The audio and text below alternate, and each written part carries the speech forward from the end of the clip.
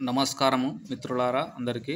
So, నా పేరు Ashok Reddy సత్తారపు. So, నేను ఈరోజు ద ఇండియన్ కాంట్రాక్ట్ యాక్ట్ 1872 గురించి డిస్కస్ చేస్తున్నాను. అదేవిధంగా లా ఆఫ్ కాంట్రాక్ట్లో యూనిట్ 1 అండ్ యూనిట్ 2 గురించి జస్ట్ ఒక అవుట్లైన్ డిస్కస్ చేద్దామని అనుకుంటున్నాను. సో, ఇది చాలా వరకు ఎల్ఎల్బి స్టూడెంట్స్ కావచ్చు, లేదంటే కామన్ పీపుల్స్ కూడా ఉపయోగపడుతుంది. కాబట్టి తప్పకుండా ఇది మీ అందరూ చూసి తప్పకుండా అందరికీ షేర్ చేస్తారు కావాల్సిన వాళ్ళకి అని చెప్పేసి నేను కోరుకుంటున్నాను. సో, ఇది ఒక టోటల్గా లా ఆఫ్ కాంట్రాక్ట్లో యూనిట్ 1, యూనిట్ 2 నుంచి మొత్తం 4 వీడియోలు చేస్తున్నాను. సో, ఫస్ట్ వీడియో వచ్చేసి మనకు జస్ట్ అవుట్లైన్ ఉంటుంది. అంటే ఇండియన్ కాంట్రాక్ట్ యాక్ట్లో ఏ వర్డ్స్ యూజ్ అవుతాయి అనేది ఒక వీడియోగా, ఇంకొక వీడియో వచ్చేసి లా ఆఫ్ కాంట్రాక్ట్లో వచ్చేసి మనకు యూనిట్ 1, ఇంకొక వీడియో వచ్చేసి law of contract unit 2 A topics cover అవుతాయో అది, ఇట్లా 3 వీడియోలు చేస్తున్నాము. 4వ వీడియో వచ్చేసి ఎంసీక్యూ వచ్చేసి మనకు మల్టిపుల్ చాయిస్ క్వశ్చన్స్ అనమాట. అదొకటి వీడియో చేస్తున్నాను. సో, ఈ 4 వీడియోలు మీరందరూ తప్పకుండా చూస్తారని చెప్పి నేను అనుకుంటున్నాను. ఇది తప్పకుండా మీకు ఉపయోగపడుతుందని నేను చాలా అంటే కొన్ని గంటలు దీనికి టైం కేటాయించి ఈ ప్రజెంటేషన్ ప్రిపేర్ చేసి నేను ఈ వీడియో చేయడం జరుగుతుంది. కాబట్టి తప్పకుండా అందరూ చూసి కావాల్సిన వాళ్ళకి అందరికీ షేర్ చేయండి. So, coming to the topic. So, the Indian contract act 1872 వచ్చేసి మనకు ఈ యాక్ట్ అనేది మనకు బిల్ వచ్చేసి మనకు bill passed on the 25th April 1872.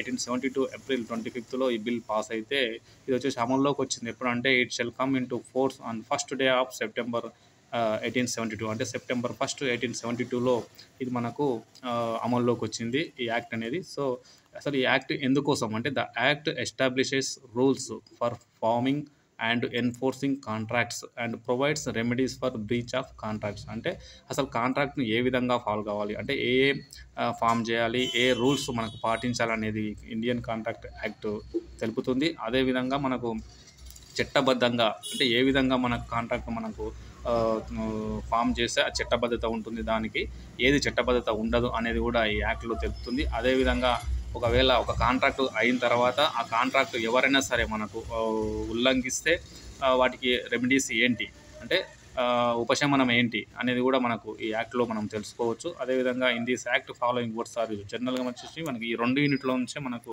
A words అనేది ఈ యాక్ట్లో ఉపయోగపడుతుందని చెప్పేసి మనము ఇప్పుడు డిస్కస్ చేస్తున్నాము. ఫస్ట్ వచ్చేసి మనకు ప్రపోజల్. ఈ proposal is defined by the Indian contract act 1872 section 2 clause A defines the proposal. The proposal, when one person signifies to another his willingness to do or to abstain from doing anything with a view to obtaining the assent of that other to such act or abstinency, he is said to make a proposal. అంటే proposal అంటే ఏంటంటే, for example మనకి ఏదైనా ఒక contract జరిగినప్పుడు 2 persons మధ్యలో contract అనేది జరుగుతుంది. అందులో ఫస్ట్ పర్సన్ అనేది ప్రపోజ్ చేస్తాడు. అంటే ఏంటంటే, ఫర్ ఎగ్జాంపుల్ అతనికి ఒకటి కారు ఉందనుకుందాం. ఆ కార్ను అతను అమ్మాలని అనుకుంటున్నాడు అనుకుందాం. ఆ కారు అమ్మాలనుకున్నప్పుడు ఆ పర్సన్ ఏం చేస్తున్నాడంటే మనకు, సో నా కారు ఇంత ఒక 2 lakhsకి నేను నా కారు అమ్మాలనుకుంటున్నాను. సో మా కారు మోడల్ వచ్చేసి మనకు సో అండ్ సో ఇయరు, దాని యొక్క colour so and so colour, so ఇన్ని కిలోమీటర్స్ మనకు ఇప్పటి వరకు తిరిగింది, సో ఇంత మైలేజ్ ఇస్తుంది, సో ఇది ఫ్యూయల్ మనకు డీజిలా పెట్రోలా ఎటువంటిది అనేది కూడా మనకు చెప్పేసి క్లియర్గా ప్రపోజ్ పెడతాడు. సో ఈ కలరు ఈ కండిషన్లో ఉంది కారు, సో ఇంత డబ్బుల కంటే ఫర్ ఎగ్జాంపుల్ 2 lakhs రూపీస్ అయితే నేను అమ్మగలుగుతాను అనేది మనకు ఒక పర్సన్ను ప్రపోజ్ చేస్తాడు అవతల పర్సన్కు. సో ఇది ప్రపోజల్ అనమాట. సో ఈ ప్రపోజల్ ఇష్టమైతే అవతల పర్సన్ మనకు అంగీకరిస్తాడు, లేకుంటే లేదన్నమాట. అంటే ఇది ఫోర్స్ఫుల్గా ఉండదు, జస్ట్ ప్రపోజల్. సో నెక్స్ట్ వచ్చేసి మనకు promise. Promise defined by the Indian contract act section 2 clause B ప్రకారంగా మనం దీన్ని డిఫైన్ చేసుకోవచ్చు. When the person to whom the proposal is made signifies is assent there to the proposal is said to be a accepted. అంటే మనకు రెండో person ఎవరైతే ఉన్నారో అతను ఫస్ట్ పర్సన్ ఇచ్చినటువంటి ప్రపోజల్ను వాళ్ళకి ఇష్టం నచ్చింది అనుకో, కారు మోడలు, తర్వాత అవంతా రేటు, ప్రైజ్ అవన్నీ నచ్చినాయి అనుకో, సో నేను ఆయన చెప్పినటువంటి ప్రైజ్ పెట్టేసి మనకు నేను దాని కార్ను తీసుకుంటా అని రెండో వ్యక్తి అంటే బి అనే వ్యక్తి మనకు అంగీకరించినటువంటి acceptancy, so it becomes a promise. అంటే when proposal accepted it becomes a promise. అంటే ఒక ప్రపోజ్ అనేది మనకు అవతల వ్యక్తి నుంచి రెండో వ్యక్తి నుంచి యాక్సెప్ట్ చేయబడిందో అది ప్రామిస్గా మారుతుంది అనమాట. ఈ ప్రామిస్ అనేది మనకు ఏ సెక్షన్ డిఫైన్ చేస్తా అంటే Indian contract act 1872 section 2 clause B అనమాట. ఇది మనకు డిఫైన్ చేస్తుంది. నెక్స్ట్ వచ్చేసి మనకు వర్డ్స్ ప్రామిసర్, ప్రామిసీ. ఇది వచ్చేసి ఈ వర్డ్స్ మనకు the Indian contract act 1872 section 2 clause C define చేస్తారు అనమాట. So the person making the proposal is called the promisor. అంటే ఎవరైతే మనకు ప్రపోజల్ ప్రపోజ్ చేస్తున్నాడో ఆ వ్యక్తే ప్రామిసర్ అనమాట. So the person accepting the proposal is called the promisee. అంటే ఎవరైతే యాక్సెప్ట్ చేస్తారో అంటే బి అనే వ్యక్తి, ఫర్ ఎగ్జాంపుల్ ఏ అనే వ్యక్తి ప్రపోజ్ చేసిన అనుకో అతను ప్రామిసర్ అనవచ్చు మనకు. బి అనే వ్యక్తి ఆ ప్రపోజల్ను యాక్సెప్ట్ చేసిన అనుకో అతన్ని ప్రామిసీ అని మనం ఇక్కడ చెప్పుకోవచ్చు అనమాట. అదేవిధంగా consideration, when at the desire of the promisor the promisee or any other person has done or obtained from doing or does or abstains from doing or promise to do or to abstain from doing something, such act or abstinency or promise is called a consideration for the promise. అయితే ఇక్కడ మనకు ఎప్పుడైతే మనకు proposal అనేది accept అయిందో అది ప్రామిస్గా మారుతుంది. అది ప్రామిస్ అయిన తర్వాత దాన్ని మనకు కన్సిడరేషన్ చేయాలన్నమాట. అంటే ప్రామిసరు, ప్రామిసీ, ఇందాక మనం వర్డ్స్ చెప్పుకున్నాం కదా, మనకు ఎవరైతే ప్రామిసరు అంటే అతని కోరికలు ఏవైతున్నావో అవి ప్రామిస్ చేత ఫుల్ఫిల్ చేయబడింది అనుకో.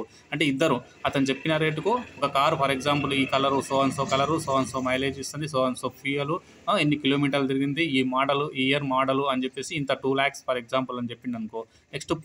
నెక్స్ట్ ప్రామిస్ వచ్చేసి ఆ 2 lakhs ఇచ్చి ఆ కార్ను తీసుకోవడానికి, ఎప్పుడు మనకు డెలివరీ చేయడానికి, మొత్తం మాట్లాడుకోవడానికి ఇద్దరికి విల్లింగ్ అయింది అనుకో, అది కన్సిడరేషన్. అంటే కన్సిడరేషన్ అంటే ఖచ్చితంగా పర్టికులర్ క్లారిటీ అనేది ఉండాలన్నమాట. అంటే ఏ కలర్ కారు, ఎంత రేటు, ఎంత ప్రైజు, ఎన్ని రోజుల్లో డెలివరీ చేయబడుతుంది, అందులో కండిషన్ ఏ విధంగా ఉంది, ఇంజన్ మోడల్ ఎంత, ఇవన్నీ కన్సిడరేషన్, ఇవన్నీ నచ్చినాయి అనుకో. సో ఇది కన్సిడరేషన్ అనమాట. Consideration is defined by the Indian contract act 1872 under section 2 clause D అనమాట.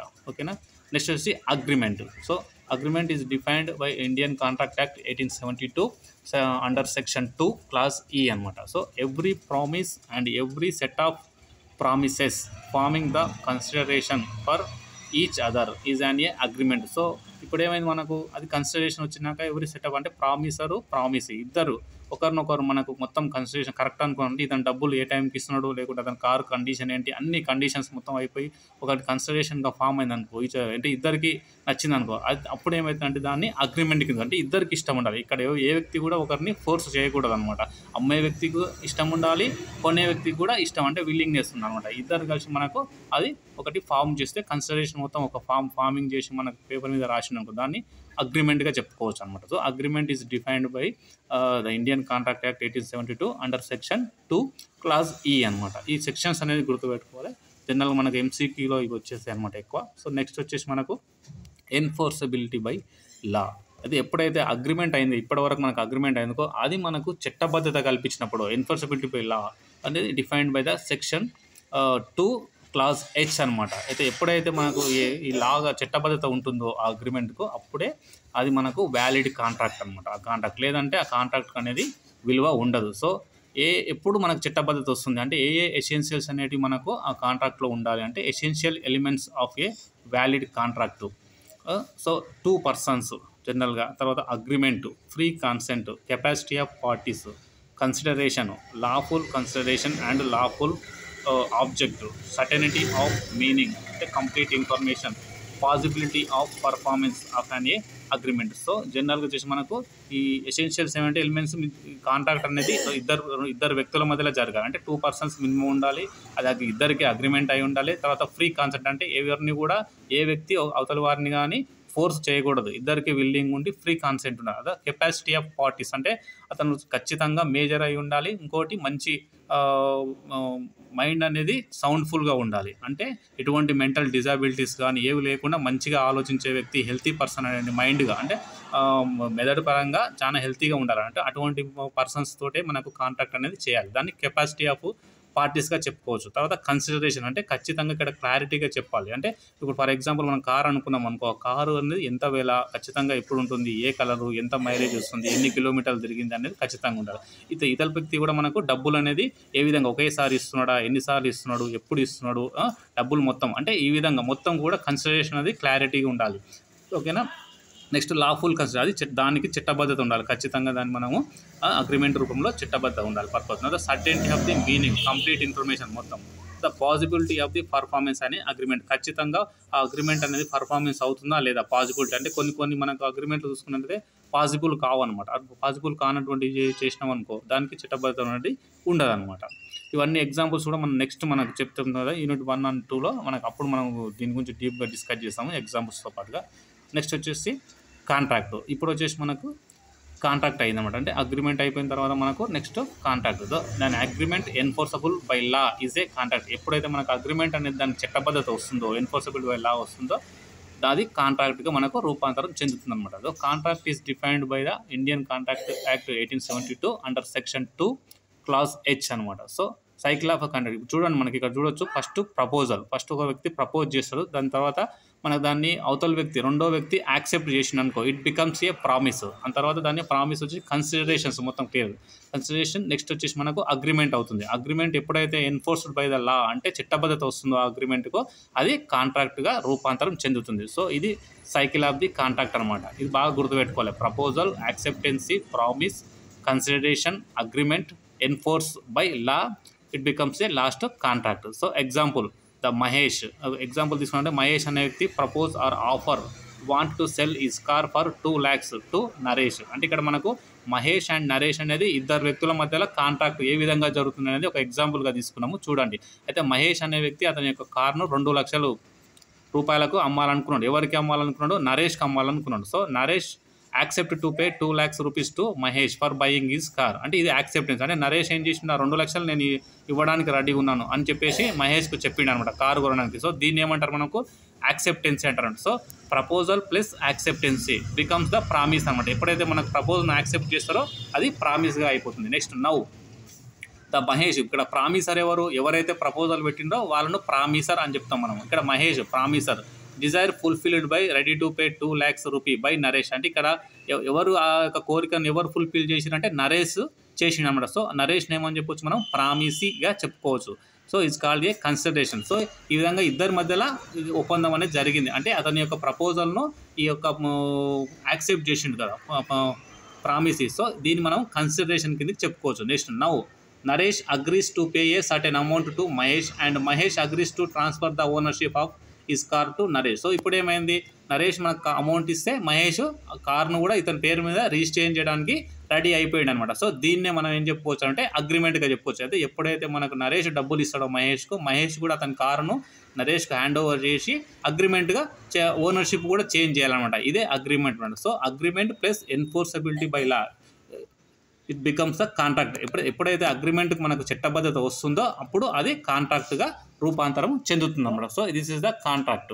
నెక్స్ట్ వచ్చేసి మనకు reciprocal promise. The reciprocal promise defined by the Indian contract act 1872 under section 2 class F. The promises which form the consideration or part of the consideration for each other are called the reciprocal promises. So next వచ్చేసి మనకు void. ఇది ఒక word అనమాట. So void is defined by the Indian Contract Act 1872 under section 2 class G. An agreement not enforceable by law is said to be a void. అంటే ఏదైతే ఒక agreement మనకు చట్టబద్ధత లేదనుకో, not enforceable by law, is said to be a void అనమాట. అంటే void అంటే ఇది నిల్ అనమాట. అయితే కాంట్రాక్ట్ అనేది ఇది మనకు వ్యాలిడిటీ కాదనమాట, జీరో అనమాట. Example, A contract involve illegal activity. For example ఎవరైనా మనకు డ్రగ్స్ సప్లై చేయడానికి కాంట్రాక్ట్ ఎవరైనా తీసుకున్నారు అనుకో, అదనేది ఇల్లీగల్ యాక్టివిటీ అనమాట. సో ఇది మనకు వాయిడ్ కాంట్రాక్ట్ కిందకి వస్తుంది. ఎవరు కూడా మనకు డ్రగ్స్ సప్లై చేస్తామని చెప్పేసి ఒకరికొకరు కాంట్రాక్ట్ చేసుకోవాలి. ఒకవేళ కాంట్రాక్ట్ చేసుకున్నా కూడా అది చట్టబద్ధత ఉండదు, దానికి చట్టపరంగా అది మనకు క్రిమినల్ చర్య కాబట్టి మనకు అది వాయిడ్ కిందికి వస్తుంది అనమాట. సో నెక్స్ట్ ఎగ్జాంపుల్ వచ్చేసి incompetency. A contract enter into by someone who was incompetent at the time such as someone who was intoxicated is a void. అంటే ఫర్ ఎగ్జాంపుల్ కొంతమంది మత్తులో ఉంటారనమాట. అంటే డ్రగ్స్ తీసుకున్నప్పుడు కానీ ఏదైనా ఆల్కహాల్ తీసుకున్నప్పుడు కానీ, అంటే వాళ్ళకు మైండ్ సరిగా పనిచేయకుండా పూర్తిగా మత్తులో మనకు కాన్షియస్ లేకుండా, అంటే ఆలోచించే విధానము కానీ అతనికి ఏం చెప్పినా అర్థం కానటువంటి స్టేజ్లో ఏదైనా కాంట్రాక్ట్ చేసినట్టుంటే అది ఇన్కాంపిటెన్స్ కాంట్రాక్ట్ అనమాట. ఇది కూడా మనకు వాయిడ్ అనమాట, అంటే జీరో. ఇది కూడా మనకు వ్యాలిడ్ కాదు చట్టపరంగా. సో నెక్స్ట్ వచ్చేసి ఇంపాసిబుల్ టు పర్ఫామ్. అంటే ఏదైనా ఒకటి కాంట్రాక్ట్ మనకు అది పర్ఫామ్ చేయడానికి వీలు కాదనమాట. అటువంటి కాంట్రాక్ట్ కూడా మనకు ఇంపాసిబుల్ టు పర్ఫామ్గా చెప్పుకోవచ్చు. నెక్స్ట్ వచ్చేసి a contract that contains a mistake of facts. అంటే కాంట్రాక్ట్ చేసేటప్పుడు ఫర్ ఎగ్జాంపుల్ ఇందాక మనం చెప్పుకున్నాం కదా, కార్ అనేది మనకు ఈ మోడల్ కారు ఇంత మైలేజ్ వచ్చింది, మనకు ఇన్ని కిలోమీటర్లు తిరిగిందని చెప్తారు. అయితే అది తప్పు చెప్పినట్లయితే అంటే మిస్టేక్ ఆఫ్ ఫ్యాక్ట్స్ అనమాట. అట్లా చెప్పినటువంటి కార్లో కూడా అంటే ఫర్ ఎగ్జాంపుల్ అతను 2 lakhs పెట్టించాడు అనుకో, ఒక 1,00,000 కిలోమీటర్లు తిరిగిందని చెప్పిండు అనుకో కాంట్రాక్ట్ టైంలో. కానీ అది చూస్తే ఏమైతుందంటే తర్వాత చెక్ చేసినప్పుడు అది 1,50,000 కిలోమీటర్లు తిరిగి ఉండొచ్చు. ఓకేనా. లేకుంటే కండిషన్ మనకు ఒకరికి ఫర్ ఎగ్జాంపుల్ 10 కిలోమీటర్స్ ఇచ్చింది అనుకో పర్ లీటర్కు, అది తర్వాత మనకు తీసుకున్న తర్వాత 10కి ఇవ్వకుండా 5 కిలోమీటర్సే మైలేజ్ ఇస్తుంది అనుకో, అంటే ఇవన్నీ తప్పు అనమాట. అంటే మిస్టేక్ ఆఫ్ ఫ్యాక్ట్స్ అంటే అతను ఫస్ట్ అమ్మేటప్పుడు నిజాలు చెప్పకుండా దాచిపెట్టించి తప్పు చెప్పి మనకు కారును అమ్మేసినట్లయితే దాన్ని మిస్టేక్ ఆఫ్ ఫ్యాక్ట్స్ కిందకి వస్తుందన్నమాట. So the contract that contains a mistake of facts అనమాట. నెక్స్ట్ వచ్చేసి uncertainty, A contract to cell 100 tons of oil without specifying the type of oil. For example ఏదైనా ఒక 100 టన్నుల ఆయిల్ అమ్ముతాని వారు కాంట్రాక్ట్ చేసుకున్నారు అనుకోండి, అక్కడ ఏ ఆయిల్ అనేది మనకు స్పెసిఫిక్గా మెన్షన్ చేయకుండా, ఫర్ ఎగ్జాంపుల్ అంటే గ్రౌండ్ నట్ ఆయిల్ కావచ్చు, సన్ఫ్లవర్ ఆయిల్ కావచ్చు, లేకుంటే మనకు కోకోనట్ ఆయిల్, అంటే అక్కడ చెప్పుకోవాలన్నమాట మనకు అది కొబ్బరి నూనె, లేకుంటే పల్లి నూనెనా, లేకుంటే ఇది పొద్దుతిరుగుడు పూల నూనె, అంటే ఏ నూనె అనేది మనకు స్పెసిఫిక్గా చెప్పకుండా జస్ట్ ఊకేనే మన కాంట్రాక్ట్లో వచ్చేసి మనకు 100 టన్నులు నేను ఆయిల్ సప్లై చేస్తా అని చెప్పిండు అనుకోండి, అక్కడ ఇక్కడ ఏమొస్తుందంటే మనకు ఏ ఆయిల్ అనేది మనకు మెన్షన్ చేయలేదు. కాబట్టి ఇది కూడా మనకు చట్టపరంగా రద్దయ్యే అవకాశం ఉంటుంది. అంటే చట్టపరంగా వ్యాలిడిటీ ఉండదు మనకు, ఎందుకంటే క్లారిటీ కూడా అందులో చెప్పాల్సి ఉంటుంది అనమాట. సో ఇది అన్సర్టనిటీ అనమాట.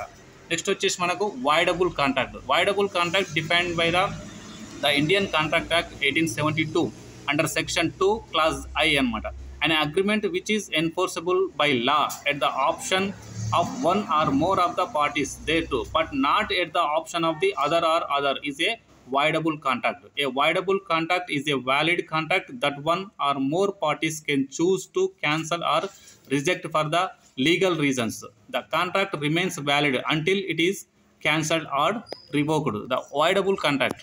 సో ఇది ఎప్పుడైతే ఇది చట్టబద్ధత ఉంటుంది, కానీ ఎవరైతే ఒకరికి ఫర్ ఎగ్జాంపుల్ కాంట్రాక్ట్ అయిన తర్వాత అవతల వ్యక్తికి ఆ కాంట్రాక్ట్ ఇష్టం లేదనుకోండి, ఫర్ ఎగ్జాంపుల్ ఇష్టం లేకుంటే దాన్ని ఎప్పుడైనా సరే మనము రద్దు చేసుకునే అవకాశం ఉంటుంది అనమాట. ఫర్ ఎగ్జాంపుల్ ఇప్పుడు మనం కారు తీసుకున్నాము, కారు అమ్ముతాన్ని ఇతను కొంటా అని చెప్పేసి మనకు తీసుకున్నాడు, కానీ అతని దగ్గర 2 లక్షల రూపాయలు సమయానికి రాలేదనుకోండి, అతను ఆ కాంట్రాక్ట్ను రద్దు చేసుకునే అవకాశం కూడా ఉంటుంది అనమాట. సో దాన్ని వాయిడబుల్ కాంట్రాక్ట్ అని మనం చెప్పుకోవచ్చు.